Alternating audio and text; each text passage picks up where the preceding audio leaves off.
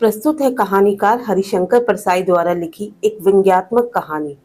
कहानी का शीर्षक है भेड़े और भेड़िए।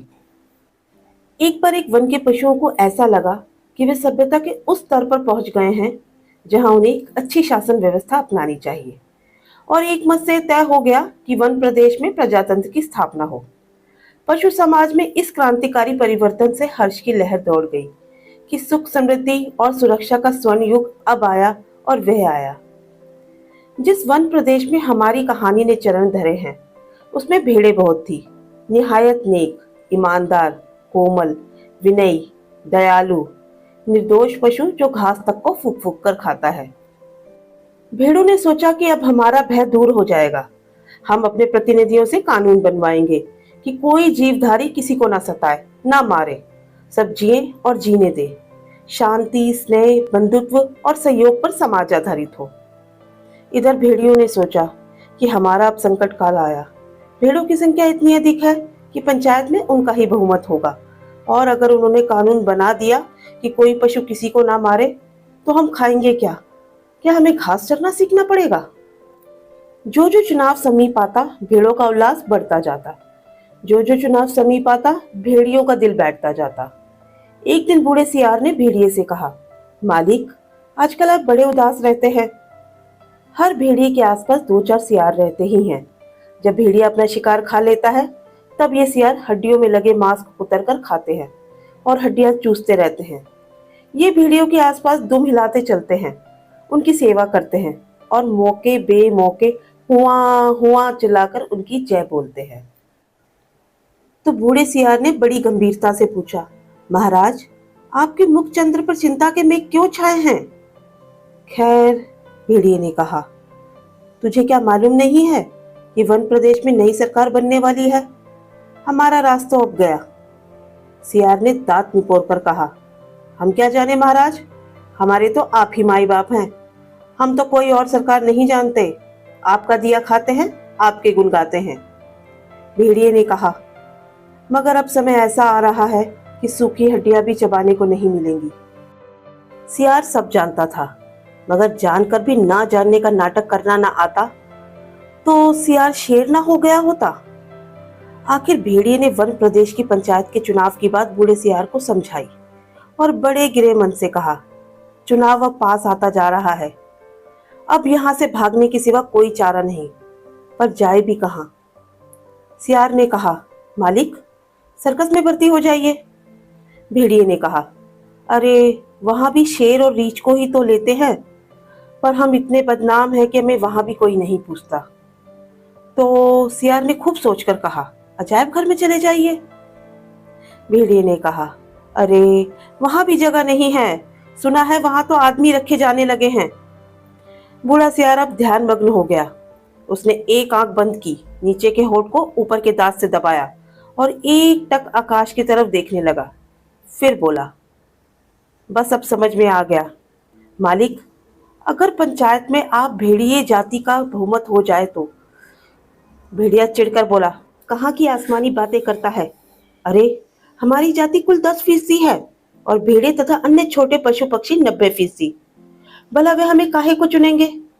अरे, कहीं जिंदगी अपने को मौत के हाथ सौंप सकती है? मगर हाँ, ऐसा हो सकता तो क्या बात थी। बूढ़ा सियार बोला, आप खिन्न मत होइए सरकार, एक दिन का समय दीजिए, कल तक कोई योजना बन ही जाएगी। मगर एक बात है, आपको मेरे कहे अनुसार कार्य करना पड़ेगा। मुसीबत में फंसे भेड़िए ने आखिर सियार को अपना गुरु माना और आज्ञा पालन की शपथ ली। दूसरे दिन बूढ़ा सियार अपने 3 सियारों को लेकर आया। उसमें से उसने एक को पीले रंग में रंग दिया था, दूसरे को नीले में और तीसरे को हरे में।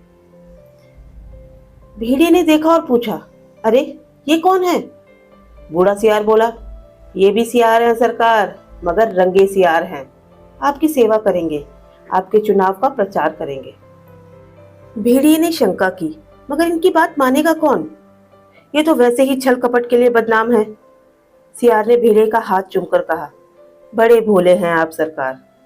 अरे मालिक, रूप रंग बदल देने से तो सुना है आदमी तक बदल जाते हैं, फिर ये तो सियार है। और तब बूढ़े सियार ने भेड़िए का भी रूप बदला, मस्तक पर तिलक लगाया, गले में कंठी पहनाई और मुंह में घास के तिनके खोस दिए। बोला, अब आप पूरे संत हो गए हैं। अब भेड़ों की सभा में चलेंगे, मगर 3 बातों का ख्याल रखना। अपनी हिंसक आंखों को ऊपर मत उठाना, हमेशा जमीन की ओर देखना और कुछ बोलना मत, नहीं तो सब पोल खुल जाएगी और वहां बहुत सी भीड़ें आएंगी, सुंदर सुंदर, मुलायम मुलायम, तो कहीं किसी को तोड़ मत खाना। भेड़िए ने पूछा, लेकिन ये रंगे सियार क्या करेंगे? ये किस काम आएंगे? बूढ़ा सियार बोला, ये बड़े काम के हैं। आपका सारा प्रचार तो यही करेंगे, इन्हीं के बल पर आप चुनाव लड़ेंगे। ये पीला वाला सियार बड़ा विद्वान है, विचारक है, कवि भी है, लेखक भी। ये नीला सियार नेता और पत्रकार है, और ये हरा धर्मगुरु। बस अब चलिए। जरा ठहरो, भेड़िए ने बूढ़े सियार को रोका। कवि, लेखक, नेता, विचारक, ये तो सुना है बड़े अच्छे लोग होते हैं, और ये तीनों? बात काटकर सियार बोला, ये तीनों सच्चे नहीं हैं, रंगे हुए हैं महाराज। अब चलिए, देर मत करिए। और वे चल दिए। आगे बूढ़ा सियार था, उसके पीछे रंगे सियारों के बीच भेड़िया चल रहा था। मस्तक पर तिलक, गले में कंठी, मुख में घास के तिनके, धीरे धीरे चल रहा था, अत्यंत गंभीरता पूर्वक, सिर झुकाए विनय की मूर्ति। उधर एक स्थान पर सहस्त्रों भेड़ें इकट्ठी हो गई थी, उस संत के दर्शन करने के लिए जिसकी चर्चा बूढ़े सियार ने फैला रखी थी। चारों सियार भेड़िए की जय बोलते हुए भेड़ों के झुंड के पास आए। बूढ़े सियार ने एक बार जोर से संत भेड़िए की जय बोली। भेड़ों में पहले से ही यहाँ वहां बैठे सियारों ने भी जय ध्वनि की। भेड़ों ने देखा तो वह बोली, अरे भागो, ये तो भेड़िया है। तुरंत बूढ़े सियार ने उन्हें रोककर कहा, भाइयों और बहनों, अब भय मत करो। भेड़िया राजा संत हो गए हैं, उन्होंने हिंसा बिल्कुल छोड़ दी है। आज सवेरे की ही बात है, एक मासूम भेड़ के बच्चे के पांव में कांटा लग गया, तो भेड़िए संत ने उसे दांतों से निकाला। पर जब वह बेचारा कष्ट से चल बसा, तो भेड़िए संत ने सम्मान पूर्वक उसकी अंत्येष्टि क्रिया की। अब तो वे सर्वस्व त्याग चुके हैं, अब आप उनसे भय मत करें, उन्हें अपना भाई समझे। सब मिलकर बोलो, संत भेड़िए की जय। भेड़िए जी अभी तक उसी तरह गर्दन डाले विनय की मूर्ति बने बैठे थे। बीच में कभी कभी सामने की ओर इकट्ठी भीड़ों को देख लेते और टपकती हुई लार को कुटक जाते। बूढ़ा सियार फिर बोला, भाइयों और बहनों, मैं भेड़िए संत से अपने मुखार विंद से आपको प्रेम और दया का संदेश देने की प्रार्थना करता, पर प्रेमवश उनका हृदय भर आया है। वे गदगद हो गए हैं, वे बोल नहीं सकते। अब आप इन तीनों रंगीन प्राणियों को देखिए, आप इन्हें ना पहचान पाए होंगे। पहचानेंगे भी कैसे? ये इस लोक के जीव तो है ही नहीं, ये तो स्वर्ग के देवता है, जो हमें सदुपदेश देने के लिए पृथ्वी पर उतरे हैं। ये पीले विचारक हैं, कवि हैं, लेखक हैं, नीले नेता हैं और स्वर्ग के पत्रकार हैं, और हरे वाले धर्मगुरु हैं। अब कविराज आपको स्वर्ग संगीत सुनाएंगे। हाँ कवि जी। पीले सियार को हुआ के सिवा कुछ और तो आता ही नहीं था। हुआ चिल्ला दिया। शेष सियार भी हुआ बोल पड़े। बूढ़े सियार ने आंख के इशारे से शेष सियारों को मना किया और चतुराई से बात को यूं कह के संभाला, भाई कवि जी को तो कोरस में गीत गाने की आदत है, पर आप कुछ समझे? कैसे समझ सकते हैं? अरे कवि की बात सबकी समझ में आ जाए तो वे कवि काहे का? कह रहे हैं कि जैसे स्वर्ग में परमात्मा, वैसे ही पृथ्वी पर भेड़िया। हे भेड़िया जी, आप महान हैं, आप सर्वत्र व्याप्त हैं, सर्वशक्तिमान हैं। प्रातः आपके मस्तक पर तिलक करती है, सांझ को उषा आपका मुख चूमती है, पवन आप पर पंखा करती है, और रात्रि आपकी ही ज्योति लक्ष्य लक्ष्य खंड होकर आकाश में तारे बनकर चमकती है। हे विराट, आपके चरणों में इस शूद्र का प्रणाम है। फिर पीले रंग के सियार ने कहा, निर्बलों की रक्षा बलवान ही कर सकते हैं। भेड़े कोमल हैं, निर्बल हैं, अपनी रक्षा नहीं कर सकती। भेड़िए बलवान हैं, इसलिए उनके हाथ में अपने हितों को छोड़ निश्चित हो जाइए। वे भी तुम्हारे भाई हैं, आप एक ही जाति के हैं। तुम भेड़ और वो भेड़िए, कितना कम अंतर है। और बेचारा भेड़िया व्यर्थ ही बदनाम कर दिया गया है कि वे भेड़ों को खाता है।